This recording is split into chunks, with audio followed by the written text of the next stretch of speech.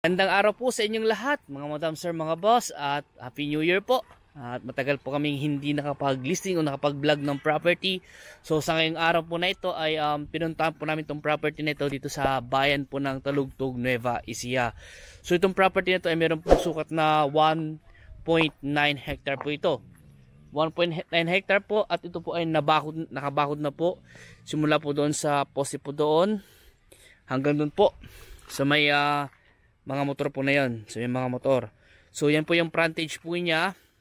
Nasa mga kulang-kulang 100 meters po yung kanyang frontage. Sabihin natin mga nasa mga 70 to 80 meters po yung kanyang frontage. Ayan po. At ito nga po ay malinis po yung kanyang titulo. Buhay nakapangalan sa title. At naka-direct po kami sa mismong may-ari ng property po nito. So kami rin po nakapagbenta po sa kanya ito dati. At ngayon po ay dinevelop po niya, at ngayon po ay binibenta na po niya. Ito nga po ay TCT, e-title, electronic title na po yung kanyang titulo. Itong property po nito ay Calamansi Farm po siya. May fish pan na isa, may 2 kubo, at may power line na internet connection, naka-install na po yan. Source of water po ito, nakanawasan na po siya. Deep well, magpapalagay pa lang po. So dito sa harap po niya, ito po yung gate. Ayan po, maganda yung gate po niya. May design, may ilaw na rin po. At ito po ay malapit lang din po ito sa palengke. So ito po yung way na papunta sa palengke. Siguro na sa mga 1 kilometer lang po mahigit papunta sa palengke. Ang T-Flex exit po nito, pwede po kayo mag Victoria or Pura exit po. Dadaan po ng Gimba. At siguro wala pa sigurong mga 30 minutes driving po siguro, dahil lahat naman po ng dadaan natin ay sementado po, dadaan ng highway, mga ganyan po.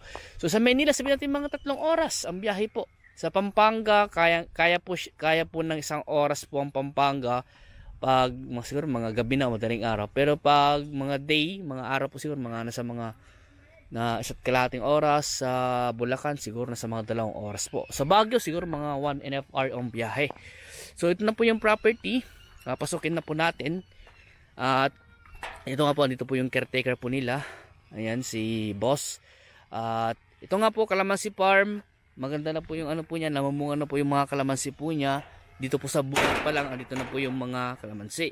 So itong property po na ito ay, yun nga po sabi ko, 1.9 hectare.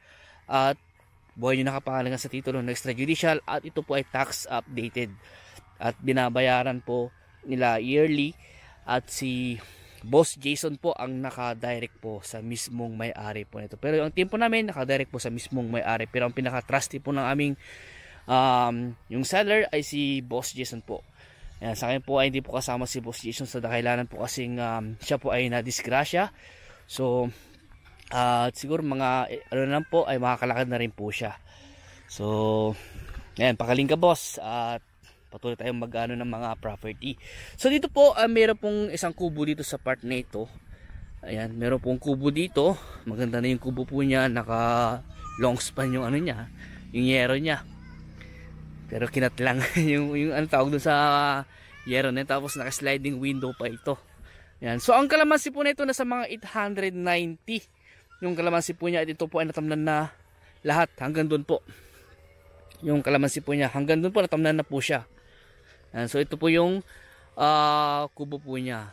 So ang property na to, ang presyo po niya is sinabi po ng seller daw po kay Boss Jason, i-asking daw po ng 9M. At kung gusto niyo pa i-negotiate yung price, yun nga po, kausapin natin yung mismong may-ari ng property na ito para magkasalubong kayo sa presyo. At so sa presyo po niya kasi ay kita nyo naman po kasi kung ano yung mga na-develop na po sa property nito. So nilagyan nila ng ano po doon sa may fish pan po niya ng DK para makadaan po doon. At nilagyan din po nung may-ari dito ng tulay para makapunta ko doon sa island niya sa gitna ng fish pan na ito. So maganda yung ginawa po nilang tulay, may design, at pwede kang mamingwit dito. Ayan. So meron po itong laman na tilapia. Hindi ko lang po natanong sa caretaker kung ilan yung laman. 5,000 boss. So meron daw po itong laman na 5,000 na tilapia ayon kay Boss Ronald. So tignan niyo naman po kung gaano kaganda yung kanyang fish pan. Sayang nga lang po at hindi na makuha na ng drone dahil yun nga po si Boss Jason ay nagpapagaling pa lang po.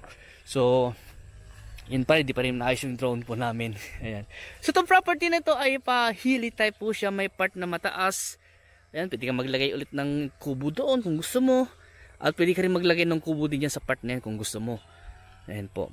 So itong property na ito ay may mga kapitbahay na rin po kayo. Ayan, may bahay po dyan. At meron din po mga kabahayan dyan sa part na yan. Ayun po. Yun nga po, sabi ko itong property na to ay meron na pong power line, internet connection, naka-install na po yun. At may source of water na, nawasa, yung CR mo, na meron pa yatang shower. Tapos meron silang ongoing na ginagawang bodega sa property na ito. Ayan. Malapit lang din po yung elementary school, dyan lang po sa part na yan. Tapos yung barangay halls dyan sa part po na yan. So malapit lang ang barangay hall tsaka elementary school po dito. Kaya pag kayo po ang nakabili at meron po kayong mga anak na malilit na nag-aaral pa po, kung gusto nyo tumira dito, eh po malapit lang po yung elementary school. Malapit sa bayan, sa palengke, may 1 kilometro lang po, sabi ko kanina. So tignan nyo dito, ang ganda ng view. Andyan yung kubo. Paglabas mo pa lang, pagbuwan mo pa lang ng umaga, dahil makikita mo kasi dito sa part na kasi dito lumalabas yung araw sa part na yan at dito rin lumulubog. Ayan po. So maganda. Ganda ng property nito. At anything ko, yun nga po ang presyo po niya, 9 million. Negotiable pa po yun. At kung gusto nyo i-negotiate yung price, kausapin natin yung mismo may-ari. Kung tinatanong nyo kung magkano yung last price, hindi ko po masasabi, pero pwede namin itanong siguro kung sakaling magtatanong ko kayo. Pero mas maganda pa rin po, bago kayong makipag-negotiate ng price, mas maganda tignan nyo po muna ng personal itong property nito dahil yun nga, maganda siya at baka sakaling magustuhan nyo. Tapos yun nga po, kalamansi farm pa po siya. Ganito kalalaki yung bunga ng kalamansi po niya, papakita ko po sa inyo. Ayan po. At inaanihan na po nila ito. Ayan o, kalalagay nga lang po nila ng abono. Ang ganda. At yung damo po ay na-maintain po ng grass cutter. So hindi po sila nag-spray ng damo dito. Kasi pag in-sprayan po nila, pwedeng masira yung lupa, pwedeng gumuho ng ano po niya. O wala, mag-erode yung konting ano po sa part na yan. Pero dito ay hindi po hindi po binabaha at wala pong landslide po dito dahil hindi naman po mataas masyado yung kanyang pagkahili. Kumbaga sakto yung pagkahili niya para meron po at saka maganda yung view ng pagkahili po niya. Yun po yun. Tsaka yun nga po, yung property po na ito ay nabakuran na po. Dito sa part na ito tinanggal yata yung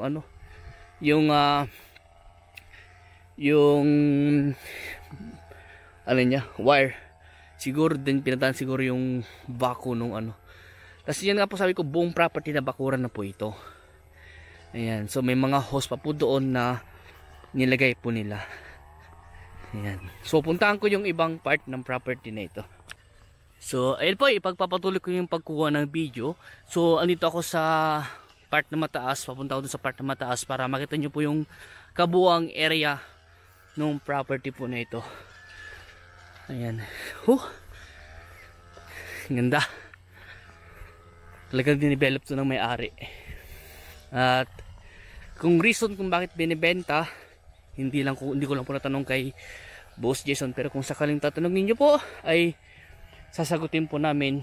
Itatanong ko muna kay Boss Jason. So ano pa po yan, kung nakikita niyo po yung mga bakod, yan po yung boundary ng property nito. Kami na rin po nagpasukat at nag-subdivide po ng property na ito at wala na pong problema. Clean title, naayos na po yung kanyang titulo, nakapangalan na po sa mismong may-ari. Kung ano yung sukat nung nasa title, yun po yung makukuha nyo po sa property nito pag kayo po nakabili. Ayan po, hiningal pa ako sa Ayan, ganda tignan dito. Talagang naka-line yung mga mga kalamansi. Tapos yun yung isang kubo at andun yung pangalawang kubo. Yan, yung unang kubo na nilagay doon, kami rin po yung nag-order po noon. Kami na rin po yung nag-receive nung dineliver po dito. Ayan, meron siyang mga puno ng buli, Jimilina, alibangbang. Ayan po, hindi po nila tinanggal dahil yan po kasi ay liliman din po nila. So meron din po silang dito yung imbakan ng tubig para dyan po sila kukuha ng pandilig po nila sa mga paninim po nilang mga kalamansi. Ayan, ganda ng view. Ang sarap panoorin. Ang sarap tignan dito sa view. Dito ako sa pinakamataas na part. Dito, doon pala pinakamataas. Yung part na pinakamataas. Pero natatakpan kasi ng puno doon, kaya pero ito mataas na rin yung part na ito. Ayan. Ganda.